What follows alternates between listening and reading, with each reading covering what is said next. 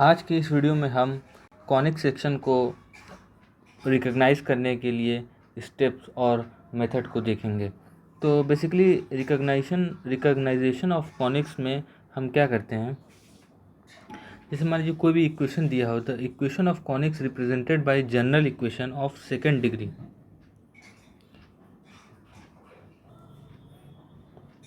Second degree ax square plus 2hxy plus by square plus 2gx plus 2fy plus c equals to 0।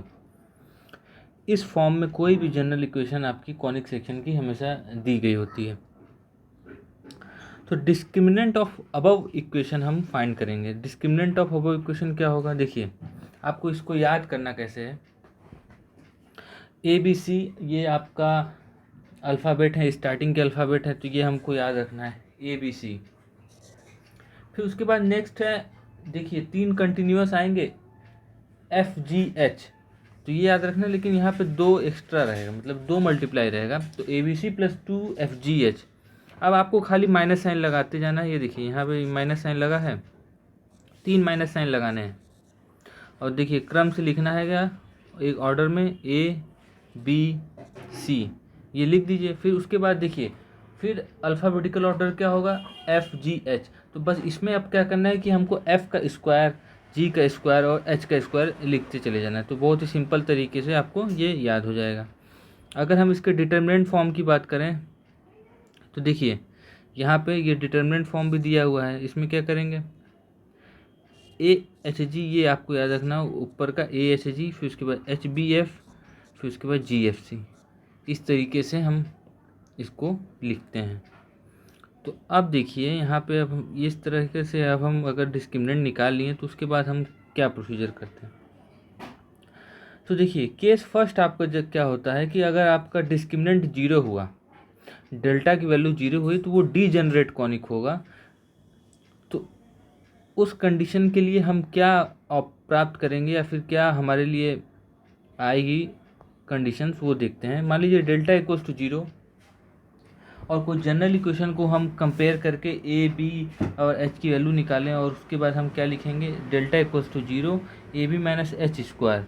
अगर ये 0 के equal हुआ, ये देखिए अगर ये 0 के इक्वल हुआ तो ए पेयर ऑफ को इंसिडेंट लाइन।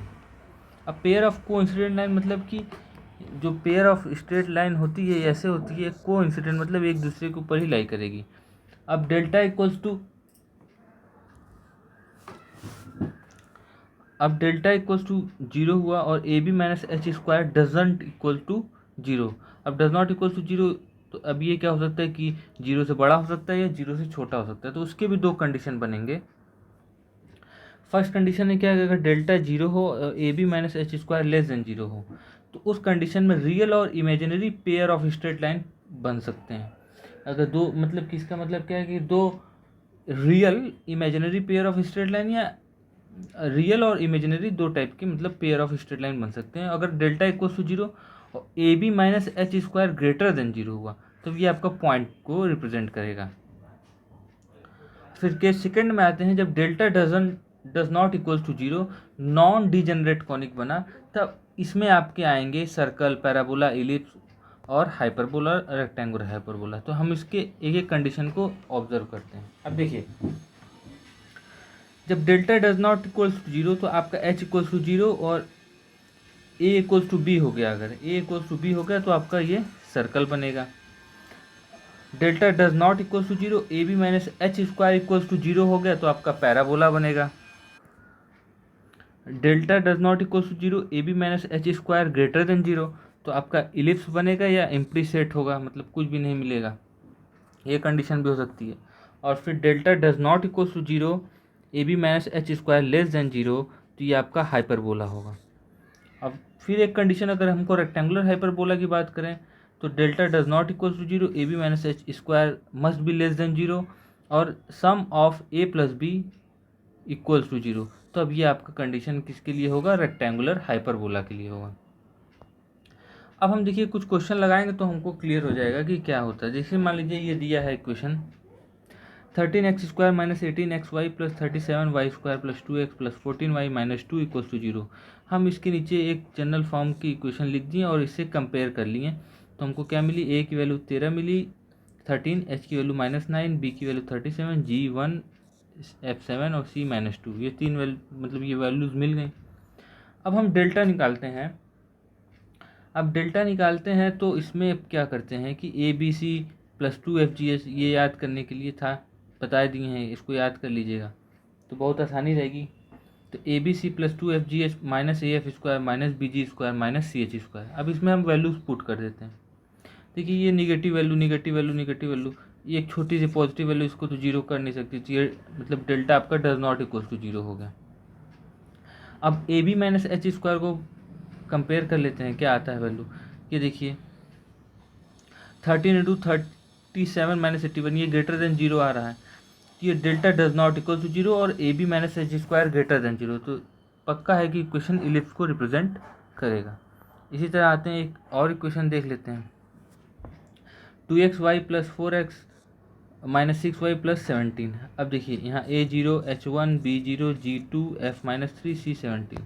अब इसमें रखते हैं और वैल्यू निकालते हैं तो हमको मिलता है डेल्टा इक्वल टू -29। तो -29 मिला, तो delta does not equal to zero, AB - H² less than zero. ये आपका इक्वेशन है हाइपरबोला का। अब जनरली केस में अगर कहीं कहीं वीडियो में या फिर कहीं मिल जाता है कि डायरेक्ट डिस्क्रिमिनेंट केवल AB - H² ही से कंपेयर कर देते हैं, तो उस कंडीशन के लिए आप देखिए इसको बहुत ही कायदे से समझना होगा। नहीं तो अगर उस मान लीजिए आप कोई ऑब्जेक्टिव क्वेश्चन लगा रहे हैं और उसमें पेयर ऑफ स्ट्रेट लाइन दे दिया, तो फिर आपको डेल्टा की वैल्यू निकालनी पड़ेगी, तब आप कुछ उस कॉनिक सेक्शन के बारे में एग्जैक्टली बता सकते हैं। अगर ऑप्शन में आपका पेयर ऑफ स्ट्रेट लाइन नहीं दिया है, बाकी सब इलिप्स, सर्कल, हाइपरबोला ये दिया, तो सिंपली आपको AB - H² से आप रिजल्ट फाइंड कर सकते हैं। लेकिन अगर ऑप्शन में आ गया कि पेयर ऑफ स्ट्रेट लाइन या कुछ ऐसा दे दिया, तब आपको डेल्टा चेक करना पड़ेगा। अब जैसे मान लीजिए कि वही इस ऊपर वाली कंडीशन से इस कंडीशन को फाइंड आउट निकाला गया है। मतलब जैसे मान लीजिए इफ़ H = 0, ये H वाला 0 हो, तो इक्वेशन क्या हो जाएगी आपकी AX² BY² 2GX 2FY + C। तो देखिए AB - H², तो ये आपका क्या हो गया, तो ये AB हो गया। अब AB हो गया, ये तो जीरो ही हो गया है। तो देखिए अब इस कंडीशन में क्या होगा, आपको सिंपली क्या चेक करना है, और ये ऑलरेडी मतलब ये एज्यूम करके चलने कि delta does not equal to zero है। तो अब देखिए यहाँ पे अगर A = B होगा तो सिंपली आपको सर्कल पे टिक करना है। इफ़ AB = 0, AB = 0 यानी कि H² तो जीरो है, AB - H² यानी कि ये जीरो होना चाहिए, यानी कि AB जीरो होना चाहिए। तो इस कंडीशन में आपका क्या होगा, पैराबोला। जैसे AB - H², ये तो ऑलरेडी जीरो है, अब इसको अगर पैराबोला रिप्रेजेंट करना है तो इसको भी जीरो होना चाहिए। तो वही कंडीशन है कि AB = 0 then parabola. If AB greater than zero then ellipse, and if AB less than zero तो हाइपरबोला। तो अब इस कंडीशन में देखिए, अब देखिए जब आपको तुरंत इक्वेशन चेक करनी है, अब देखिए यहाँ पे क्या है, 4x² - 25y² - 24x + 250 - 489 = 0। अब देखिए A = 4, B = -25 और AB लेस देन जीरो। तो AB लेस देन जीरो यानी कि ये देखिए A कितना है 4 और ये B कितना है आपका -25, -25 × 4 -100 आएगा। तो ये लेस देन जीरो है, तो ये पक्का है हाइपरबोला होगा, हाइपरबोला होगा। और यहाँ पे देखिए H आपका जीरो है ही है, तो यहाँ कंडीशन सी हो गया। लेकिन आपको ये चेक करना होगा, यहाँ पे तो मैं डायरेक्ट बता दे रहा हूँ, लेकिन ये आपको डेल्टा निकालना पड़ेगा अगर एग्जैक्ट पता करना है। अगर मान लीजिए ये ऑप्शन में आपके दे दिया, अगर कि मान लीजिए एक कोई इक्वेशन दिया है, उसमें दे दिया straight line, pair of straight line और सर्कल, इलिप्स और हाइपरबोला, तब आपको डेल्टा की वैल्यू चेक करनी पड़ेगी, कहीं ये आपका इसमें पेयर ऑफ स्ट्रेट लाइन में तो नहीं चला जा रहा है। तो इसको ध्यान में रखिएगा। अगर ऑप्शन में पेयर ऑफ स्ट्रेट लाइन नहीं दिया तो कोई दिक्कत नहीं, आप केवल AB - H² से फट से कंपेयर करके आंसर लिख सकते हैं। इसी तरह देखिए यहाँ पे x² + y² + 6x - 2y + 6 = 0, A = 1, B = 1। ये देखिए कंडीशन जो है ये सर्कल के लिए है। और एच इसमें 0 है ही है, तो ए इक्वल टू बी, यानी कि ये सर्कल हो गया। एकदम सिंपल तरीके से फटाफट बता सकते हैं। अब यहाँ पे देखिए एच 0 है, ए 0 बी 1, तो ए बी आपका 0 आ गया, सिंपली पैराबोला। यहाँ पे देखिए A 9 B 25 A B greater than 0, तो ये आपका सिंपली क्या हो गया, इलिप्स हो गया। तो आप इस तरीके से आप किसी भी कॉनिक सेक्शन के बारे में ईजिली फाइंड आउट कर सकते हैं। तो अगर आपको वीडियो अच्छी लगी तो प्लीज़ वीडियो को लाइक करिए और शेयर करिए और मेरे चैनल को सब्सक्राइब करिए, ताकि मैं आपके लिए और भी अच्छे अच्छे पॉइंट्स मैथ से रिलेटेड लाता रहूं। धन्यवाद।